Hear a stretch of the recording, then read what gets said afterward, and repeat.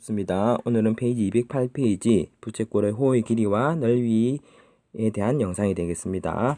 오늘 수업 내용은 앞으로 입체도형, 평면도형의 건널비 부피를 구하는데 기본이 되는 부분입니다. 그래서 천천히 영상을 보고 잘 정리해 오기 바라겠습니다. 먼저 부채꼴을 얘기하려면 또 원을 설명하지 않을 수가 없습니다. 그래서 원이 이 둘레가 있고 원에는 이런 지름이 있다, 그죠? 근데 초등학교 때 우리가 배웠을 텐데 원주율이라는 것은 지름의 길이에 대한 이 둘레의 길이의 비가 원은 항상 일정한데 그 일정한 값이 3.141592 점점점 배가 된다는 거예요.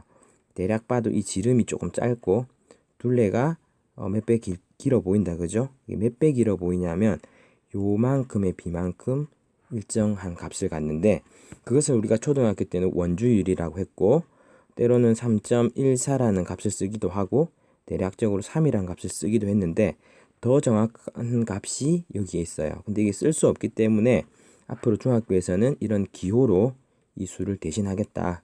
그리고 파이라 읽겠다라는 거죠.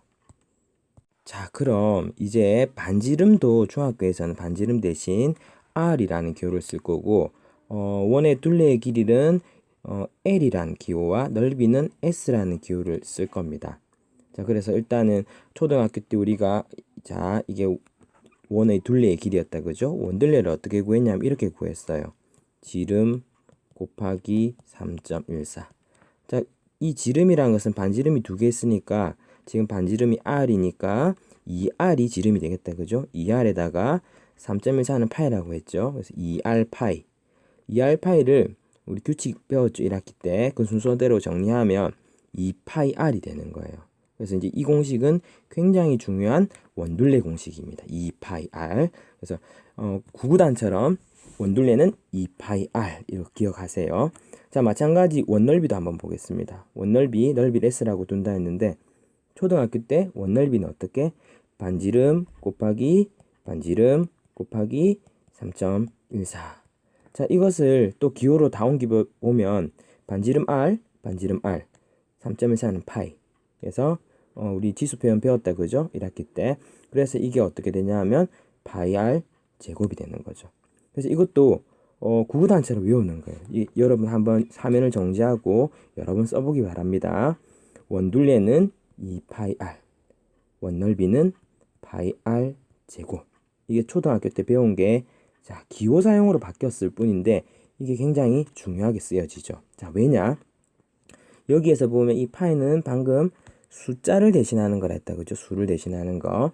그래서 이건 수기 때문에 결국 원둘레와 원넓이는 이 반지름에 의해서 결정난다라는 사실이죠. 그렇다면 원에서는 반지름이 가장 중요하구나. 반지름만 알면 모든 게 해결되구나 라고 생각할 수 있겠죠. 한번 확인해 보겠습니다. 반지름의 길이가 3이래요.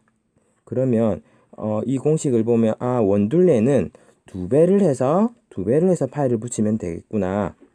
원넓이는 R 제곱이니까 제곱을 해서 파이를 붙이면 되겠구나 라고 생각할 수 있죠. 그래서 원둘레는 두 배를 해서 파이를 붙인 6파이. 원넓이는 제곱을 해서 파이를 붙인 9파이가 되겠다는 거죠. 물론 단위는 확인 잘 해야 됩니다. 자, 이 부분을 잘 생각해서 한 문제만 더 해볼게요. 반지름이 이번에는 4cm입니다.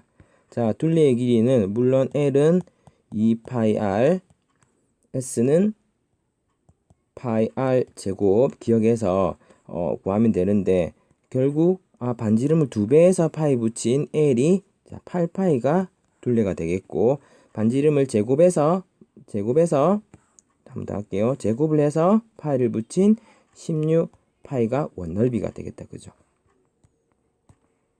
자, 그럼 선생님 오늘은 부채꼴의 호의 길이와 넓이를 구하는데요. 왜 원을 자세히 해요? 질문할 수 있겠다, 그죠? 지난 시간에 우리가 부채꼴의 중심각의 크기에 비례하는 것 두 가지를 배웠다, 그죠? 1번 호의 길이가 정비례했고 2번 넓이가 정비례했다, 그죠? 부채꼴에서는.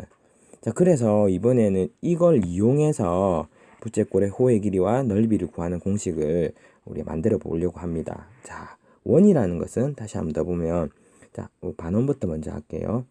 반원은 반지름이 뭐 이렇게 R이 주어지고 중심각이 180도인 부채꼴이다. 그죠?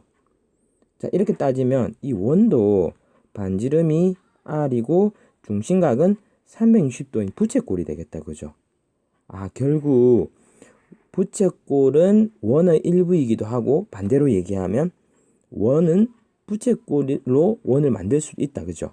자, 그러면 지난 시간에 했던 것처럼 중심각의 비를 가지고 호의 길이와 넓이를 구했던 것처럼 호의 길이를 구하는데 이 원둘레를 사용하겠다는 거죠. 원도 부채꼴이기 때문에. 자, 그래서 비례식이 자, 원둘레는 자, 이게 호의 길이다. 그죠? 호의 길이는 원둘레하고 비를 이루는데 중심각이 비하고 같다는 거죠. 부채꼴의 중심각과 이게 원의 중심각이 되겠다. 그죠? 자, 그래서 이 비례식을 내항의 곱과 외항의 곱으로 풀어버리면 자, 이게 공식이 하나 나오죠. 자, L은 2파r 곱하기 360도분의 중심각 X가 되겠다. 그죠? 자, 마찬가지 방법으로 S도 한번 구해보겠습니다. S도 중심각의 크기에 넓이가 정비례하기 때문에 자, 넓이 부채꼴의 넓이 S는 원넓이 파이r 제곱이라 했다. 그죠? 원넓이와 비를 이루는데 이 비는 중심각의 비와 같습니다. 부채꼴의 중심각은 x이고요.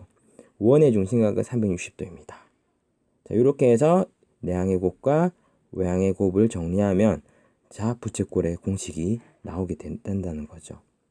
이 외에도 이런 공식을 증명하는 방법은 여러 가지가 있습니다. 수업 시간에 좀 더 자세하게 다루기로 하고 한 가지만 더 볼게요. 직관적으로 볼 수 있는 것. 자, 여러분 이런 원이 있으면 이런 90도 중심각이 90도인 부채꼴이 있다라고 해요. 이 부채꼴의 넓이를 구하려면 여러분 어떻게 할까요? 넓이나 호의 길이는 일단 원넓이에 자, 원넓이를 구한 다음 원넓이에 4분원이니까 4분의 1을 곱하겠다라고 생각하겠죠. 여기서 원넓이라는 것은 파이r 제곱이 되겠다. 그죠? 4분의 1이라는 것이 어디서 나오냐면 여러분 우리 머릿속에 이 조각을 4분의 1이라 생각하는 부분들은 전체가 360인데 얘가 90도이기 때문에 약분해서 4분의 1을 생각하고 있는 겁니다. 은연중에. 그래서 우리가 이미 이 부채꼴의 넓이를 구하는 공식을 이미 우리가 많이 쓰고 있다는 거죠. 호의 길이도 마찬가지죠.